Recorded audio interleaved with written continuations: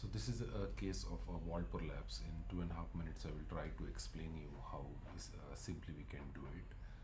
So this is a bladder separation. Anteriorly, we have to separate the bladder from the vault, so which is supposedly a little difficult process after the fibrosis of first surgery. So you can see the thickness of the vault, and you can see how the bladder is quite adherent with the vaginal vault. So we have to be very close to the tissue, identify the tissue planes. At times it is difficult to identify even at the good vision or the good camera, but still we have to find the way. We have to trace the fat, and we have to delineate the vault from all around.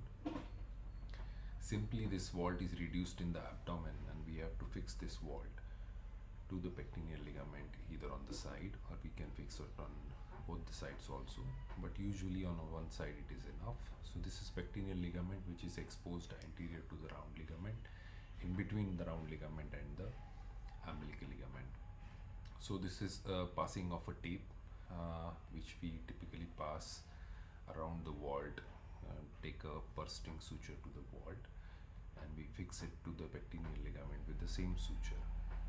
So technically it is little challenging to pass this needle from the pectineal ligament, but once it is passed, it gives a good support to the vault, typically to the apex, provided there should be no cystocele or rectocele in these cases. If it is there, we have to put the mesh, but if it is purely a apical prolapse, then we can do it very easily with this kind of procedure. You can see we have suspended the vault nicely to one of the side of the pelvis, and there is no problem in fixing the vault to the one of the pelvis, because it increases the angle, it increases the depth of the vagina.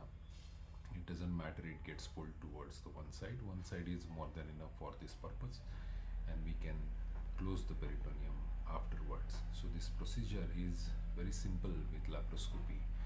The only part remains is the bladder separation, which is considered as a difficult portion of the procedure.